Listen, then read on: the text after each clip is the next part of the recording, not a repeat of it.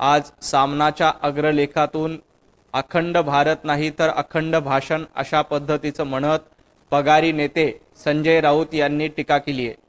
खरं तर ज्यांचं मन विखंड झालेलं आहे त्यांना अखंड भारत कळणार नाही। जे पाकिस्तान धार्जिणी भूमिका घेत आहेत त्यांना अखंड भारत कळणार नाही। ज्यांच्या हृदयामध्ये पाकिस्तान आहे अशा पगारी नेते संजय राऊत यांना अखंड भारताचं स्वप्न कळणार नाही। राष्ट्रीय स्वयंसेवक संघावर टीका करताना संजय राऊत यांनी 10 वेळा विचार करायला हवा। अखंड भारत व्हावा, अखंड भारत तातडीनं व्हावा हे स्वप्न प्रत्येक भारतीयाचं आहे आणि त्याचा अभिमान राष्ट्रीय स्वयंसेवक संघाला आहे। संजय राऊत, तुम्ही सातत्यानं अखंड पाकिस्तानची भाषा करतायत, तुम्ही पाकिस्तानचा उदो करण्याचं काम सातत्यानं करतायत, त्यामुळे तुम्हाला अखंड भारताबद्दल बोलण्याचा अधिकार नाही। राष्ट्रीय स्वयंसेवक संघ किंवा भारतीय जनता पार्टी सातत्यानं अखंड भारत व्हावा यासाठी प्रयत्न करते आणि त्यासाठी आम्ही मैदानावर लढतोय। तुम्ही फक्त सामनामधून संपादकीय लिहून अशा पद्धतीची वायफळ बडबड करत आहात। खरं तर तुम्हाला अखंड भारताबद्दल बोलण्याचा अधिकार नाही। जेव्हा आमचे गृहमंत्री अमितभाई शहा यांनी 370 कलम हटवलं त्यावेळेला साधं अभिनंदन करावं तुम्हाला वाटलं नाही आणि 370 कलम हटवलं हे अखंड भारताच्या दिशेनं टाकलेलं पहिलं पाऊल आहे आणि येणाऱ्या काळामध्ये अखंड भारताचं स्वप्न जे हजारो वर्षांपासून आपल्या सगळ्यांनी बघितलेलं आहे, राष्ट्रीय स्वयंसेवक संघ गेल्या 100 वर्षात त्यासाठी लढा देतोय, ते स्वप्न पूर्ण करण्याचा प्रयत्न याच सरकारमध्ये होईल हे संजय राऊत यांना मला सांगायचंय।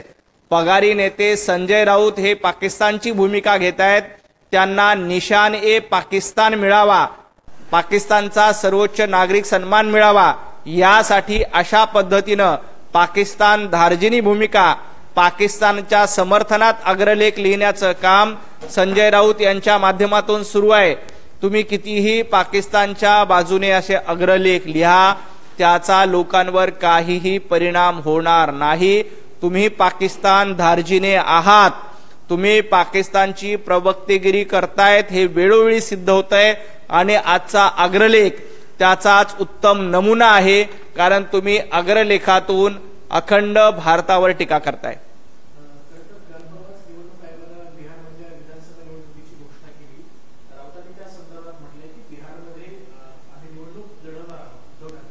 खरं तर याआधी गोव्यामध्ये संजय राऊत यांनी निवडणूक लढवली होती। गोव्यामध्ये उभाटा गटाला मोठा भोपळा मिळाला। त्यानंतर उत्तर प्रदेशमध्ये उभाटा गटानं निवडणूक लढली होती, त्यावेळेला उभाटा गटाला आणि संजय राऊत यांना मोठा भोपळा मिळाला। आता देखील माझं त्यांना विचारायचंय की बिहारमध्ये संजय राऊत आणि उभाटा गट किती जागा लढणार आहेत? बिहारमध्ये उभाटा गट निवडणूक लढणार आहे का? बिहारमध्ये त्यांच्यात हिम्मत असेल, त्यांच्यात दम असेल तर बिहारमध्ये जाऊन निवडणूक लढा। बिहारमध्ये देखील तुम्हाला भोपळा मिळल्याशिवाय राहणार नाही। आणि तुम्ही काय म्हणतायत की बिहारमधल्या मतदारांना विकत घेतलं जातंय, महाराष्ट्रातल्या मतदारांना तुम्ही विकत घेतलं होतं असा देखील आरोप करतायत। तुम्ही अशा पद्धतीनं लाडक्या बहिणींचा अपमान करतायत, बिहारच्या मतदारांचा अपमान करतायत। विधानसभेला तुम्ही महाराष्ट्राच्या मतदारांचा अपमान केला होता आणि त्यानंतर महाराष्ट्राच्या मतदारांनी तुम्हाला तुमची जागा दाखवून दिली। 90 जागा तुम्ही महाराष्ट्रात लढल्या, तुम्हाला 20 जागा निवडून आणता आल्या नाहीत। आता बिहारमध्ये 283 जागा आहेत, त्यापैकी उभाटा गट किती जागा लढणार आहेत आणि किती जागेवर उभाटा गटाचं डिपॉझिट जप्त होणार हे निकालाच्या दिवशी स्पष्ट होईल। बिहारमध्ये देखील संजय राऊत आणि उभाटा गटाला मोठा भोपळा मिळाल्याशिवाय राहणार नाही।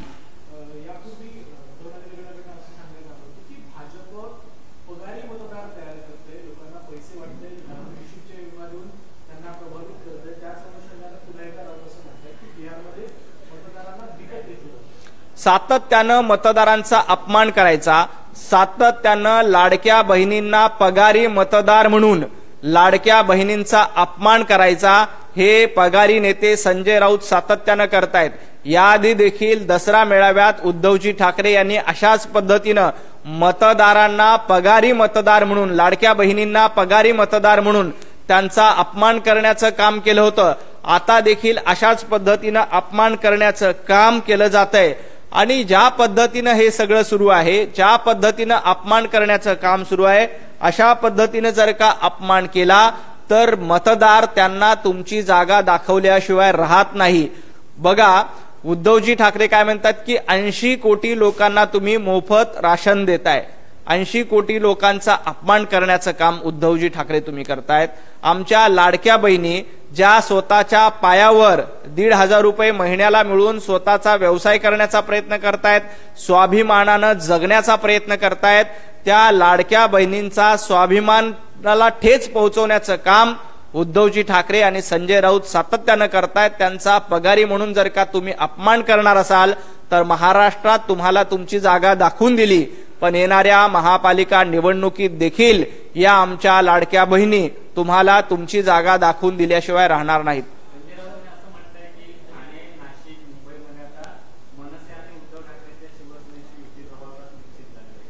खरं तर मनसे आणि उभाटा गटाची युती झाली किंवा नाही झाली त्याचा भारतीय जनता पार्टीवर काहीही परिणाम होणार नाही। खरं तर सन्माननीय राज ठाकरे सातत्यानं हिंदुत्ववादाची भूमिका मांडत असतात। त्यांनी भोंग्या विरोधात आंदोलन केलं होतं। उद्धवजी ठाकरे यांना हे हिंदुत्ववाद चालणार आहे का? उद्धवजी ठाकरे यांना भोंग्या विरोधातील राज ठाकरे यांची भूमिका मान्य होणार आहे का? ज्या पद्धतीनं हिरव्या पिल्लावळीचा उदो उदो करण्याचं काम उभाटा गटाकडनं केलं जातंय आणि जे राज ठाकरे हिंदुत्वाची प्रखर भूमिका घेत आहेत, या दोघांची युती होईल असं आम्हाला वाटत नाही। आणि जरी झाली तरी उद्धवजी ठाकरे हे हिंदुत्ववादाच्या अजेंड्यावर येणार आहेत का? दाढ्या कुरवळण्याचं काम, खानाला महापौर करण्याचं धोरण उभाटा गटाचं आहे। अशा पद्धतीनं खानाला महापौर करत असताना राज ठाकरे यांना तुम्ही सोबत कसे घ्याल आणि राज ठाकरे यांचं हिंदुत्व तुम्हाला मान्य होईल का? याचं उत्तर आधी उद्धवजी ठाकरे यांनी दिलं पाहिजे।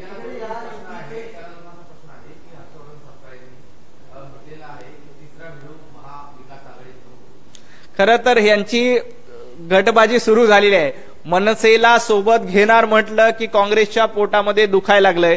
काँग्रेसला माहित आहे की मनसे हा आक्रमक हिंदुत्ववादी पक्ष आहे आणि अशा पद्धतीचा आक्रमक हिंदुत्ववादी पक्ष महाविकास आघाडीमध्ये आला तर आपल्या दाढ्या कुरवळणाऱ्याचं जे मतदान आहे ते मतदान आपल्याला मिळणार नाही। अफजल खानाचे जे वंशज पिल्लावळ आहे त्यांचं मतदान आपल्याला मिळणार नाही। त्यामुळे काँग्रेसला देखील मनसे आपल्या सोबत नको। आता उद्धवजी ठाकरे काँग्रेसला दूर ठेवतील का? उद्धवजी ठाकरे काँग्रेसला सोडून देतील का? कारण बघा, यांच्या तिन्ही पक्षाची जेव्हा आघाडी झाली होती तेव्हा यांची आघाडी वैचारिक नव्हती। यांची आघाडी फक्त देवाभाऊंच्या पाठीत खंजीर खुपसायचा, भाजपच्या पाठीत खंजीर खुपसायचा, एवढ्यासाठीच 2019ला महाविकास आघाडीची स्थापना झाली होती। हे नकली चाणक्य संजय राऊत यांनी ही महाविकास आघाडी एकत्र करण्यासाठी प्रयत्न केला होता, परंतु महाराष्ट्रातल्या जनतेनं विधानसभेच्या निवडणुकीत या महाविकास आघाडीला त्यांची जागा दाखवून दिली। आता देखील हर्षवर्धन सपकाळ म्हणतायत की आम्हाला तिसऱ्या भिडूची गरज नाही।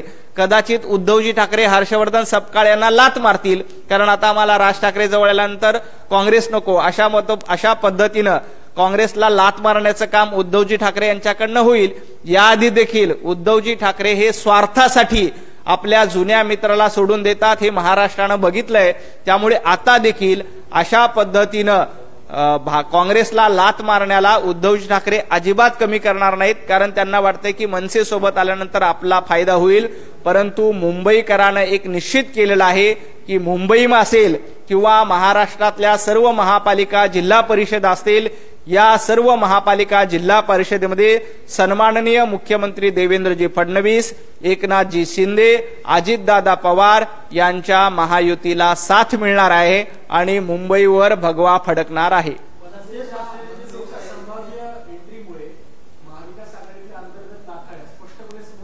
निश्चितपणे लाथाळ्या काय, एकमेकांचे पाय खेचण्याचं काम सुरू आहे, एकमेकांना लाथा मारण्याचं काम सुरू आहे आणि ही सुरुवात आहे. आगे आगे देखो होता है क्या.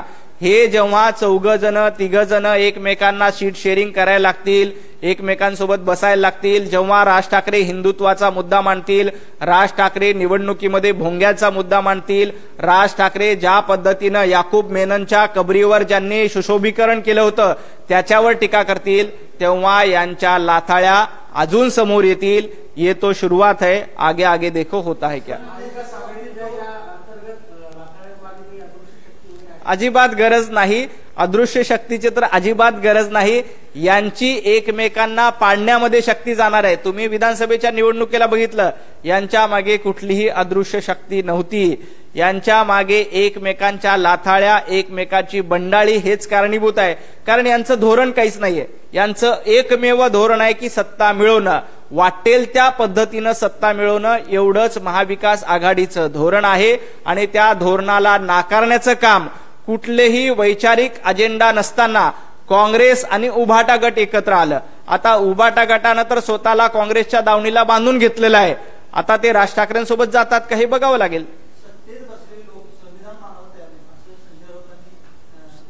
संजय राऊतांनी संविधानाच्या गप्पा करू नयेत. संविधान हे भारतीय जनता पार्टी, पंतप्रधान नरेंद्र मोदीजी यांना प्रिय आहे. संविधानाची हत्या जर का कुणाच्या काळामध्ये झाली असेल तर ती काँग्रेसच्या काळामध्ये झाली होती. एकदा दोनदा नाही तर 100 वेळा संविधानाची मोडतोड करण्याचं काम, संविधान बदलण्याचं पाप कुणी केलं होतं तर काँग्रेस सरकारने केलं होतं. भारतीय जनता पार्टी, पंतप्रधान नरेंद्र मोदीजी हे संविधानानुसार काम करतात आणि आम्हाला त्याचा अभिमान आहे. संजय राऊत, तुम्हाला संविधानाचा इतकाच पुळका असेल तर इंदिरा गांधींचा निषेध करण्याची हिंमत दाखवा. ज्या पद्धतीनं संविधानावर बंदी घालून, संविधान लॉकअप मध्ये टाकून या देशामध्ये आणीबाणी लादण्याचं काम इंदिरा गांधींनी केलं होतं. संविधान पायदळी तोडवण्याचं काम इंदिरा गांधी यांनी केलं होतं. त्याबद्दल संजय राऊत यांनी एखादा सामनातून अग्रलेख लिहावा.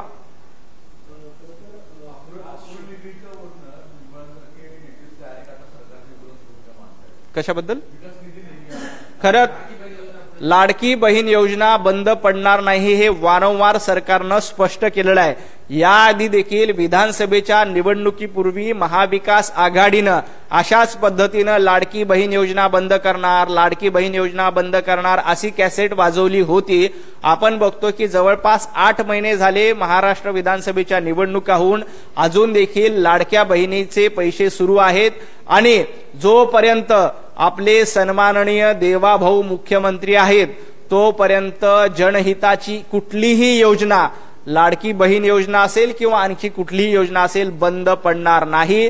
लाडक्या बहिणींसोबत, लाडक्या बहिणींना आधार देण्याचं काम, त्यांना स्वाभिमानानं पायावर उभं करण्याचं काम हे देवाभाऊ सातत्यानं करतायत. त्यामुळे अशा पद्धतीची कुठलीही योजना बंद पडणार नाही.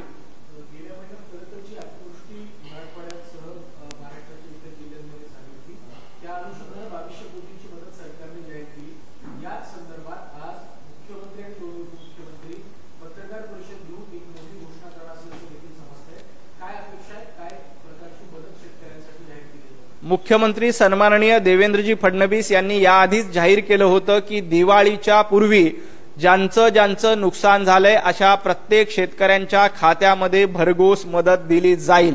आज कॅबिनेटची बैठक आहे. याआधी देखील 2,500 कोटीचा पहिला हप्ता आपण नुकसानग्रस्त शेतकऱ्यांना दिलेला आहे.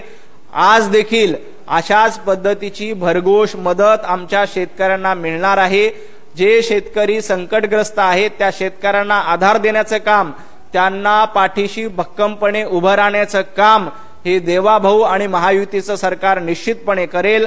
आज राज्य मंत्रिमंडळाची बैठक झाल्यानंतर त्याबद्दल आनंदाची बातमी आपल्या शेतकऱ्यांना मिळेल आणि दिवाळीच्या पूर्वी प्रत्येक शेतकऱ्यांच्या खात्यामध्ये मदत पोहोचवण्याचं काम राज्य सरकारच्या वतीनं केले जाईल. जे बांधावर जाऊन माझ्या हातात काही नाही, मी काही देऊ शकत नाही असं म्हणत होते, त्यांच्यासाठी ही सनसनीत चपराक असेल.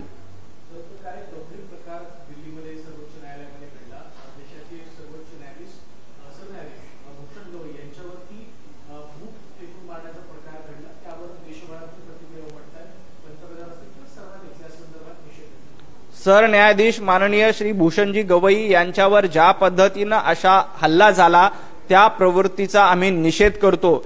या देश घटनेने चालतो, हा देश संविधानानं चालतो। अशा पद्धतीनं सर्वोच्च न्यायालयाच्या सरन्यायाधीशांवर एखादा व्यक्ती हल्ला करत असेल तर त्याच्यावर तातडीनं कारवाई झाली पाहिजे आणि पंतप्रधान नरेंद्र मोदीजी स्वतः या घटनेकडे लक्ष देऊन आहेत आणि तातडीनं कारवाई केली जाईल। अशा प्रवृत्तीचा वारंवार निषेध आम्ही करतो, याचं कुणीही समर्थन करत नाही। अशा पद्धतीचे भ्याड हल्ले जो कोणी करतायत त्यांना जशास तशी शिक्षा दिली जाईल।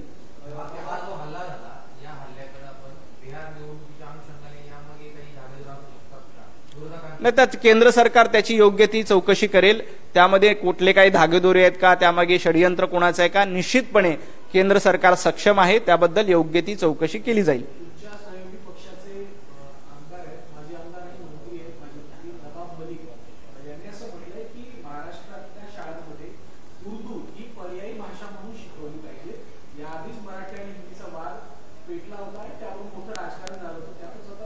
महाराष्ट्रातल्या सगळ्या शाळेमध्ये पर्यायी म्हणून उर्दू शिकवण्याची काहीही गरज नाही।